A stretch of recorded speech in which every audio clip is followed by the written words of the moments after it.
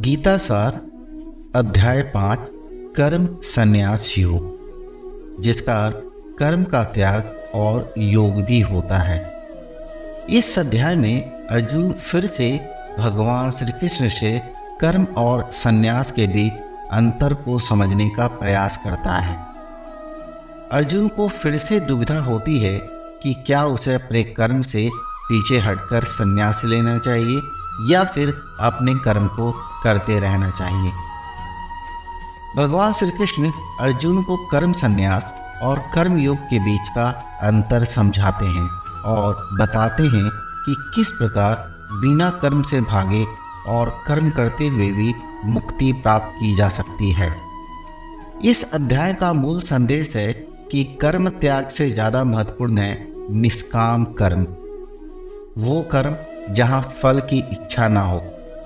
अर्जुन फिर से श्री कृष्ण से यह प्रश्न करता है कि क्या कर्म छोड़कर संन्यास लेना बेहतर है या फिर कर्म योग यानी कर्म करते रहना। भगवान श्री कृष्ण बताते हैं कि दोनों ही मार्ग अच्छे हैं, लेकिन कर्म योग श्रेष्ठ है क्योंकि कर्म करते हुए व्यक्ति मुक्ति प्राप्त कर सकता है। अर्जुन कहते हैं, हे कृष्ण, मुझे यह बताइए कि क्या संन्यास लेना उचित है या मुझे कर्म करते रहना चाहिए। श्री कृष्ण कहते हैं, हे अर्जुन, संन्यास और कर्म दोनों ही मार्ग उत्तम है, लेकिन कर्मयोग श्रेष्ठ है। कर्मयोगी वह है जो बिना किसी फल की आसक्ति के अपना कर्म करता है। कर्म करते हुए भी जब व्यक्ति अपने मन और इंद्रियों को वश में रखता है तब वह सन्यासी बन जाता है। यहाँ भगवान श्री कृष्ण अर्जुन को स्पष्ट करते हैं कि कर्म को छोड़ने से ज़्यादा अच्छा है कि व्यक्ति कर्म करते हुए अपने मन को वश में रखे और फल की आसक्ति से मुक्त होकर कर्म करे। भगवान श्री कृष्ण अर्जुन को समझाते हैं कि सच्चा त्याग वही है जहाँ व्यक्ति कर्म तो करता है लेकिन फल की इच्छा से मुक्त रहता है। कर्म छोड़ना संन्यास नहीं है, बल्कि कर्म करते हुए परिणामों से मुक्त हो जाना ही सच्चा संन्यास है। श्री कृष्ण कहते हैं कि जो व्यक्ति अपने कर्म का त्याग करता है और बिना किसी फल की इच्छा के कर्म करता है वही सच्चा सन्यासी है। जो व्यक्ति अपने कर्तव्यों का पालन करता है लेकिन परिणाम से प्रभावित नहीं होता वही सच्चा योगी। इस प्रकार भगवान श्री कृष्ण यह स्पष्ट करते हैं कि संन्यास का मतलब कर्म से भागना नहीं, बल्कि निष्काम भाव से कर्म करना है। श्री कृष्ण अर्जुन को बताते हैं कि जो व्यक्ति अपने सभी कर्मों को भगवान को समर्पित करता है और किसी भी चीज के प्रति आसक्ति नहीं रखता, वही व्यक्ति सच्ची शांति प्राप्त करता है। अपने कर्तव्यों को निभाने के बाद जब व्यक्ति उनके परिणामों को भगवान पे छोड़ देता है तभी उसे आंतरिक शांति मिलती है। श्री कृष्ण कहते हैं, हे अर्जुन, जो व्यक्ति अपनी इच्छाओं को छोड़कर निष्काम भाव से कर्म करता है और अपने सभी कर्मों को भगवान को अर्पित करता है वही सच्ची शांति प्राप्त कर सकता है। श्री कृष्ण अर्जुन को यह भी बताते हैं कि केवल ज्ञान से मुक्ति नहीं मिलती, कर्म भी आवश्यक है।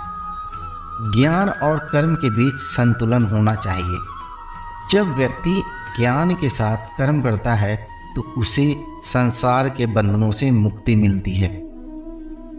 श्री कृष्ण कहते हैं, ज्ञान और कर्म दोनों आवश्यक है, लेकिन ज्ञान से मुक्ति नहीं मिलती।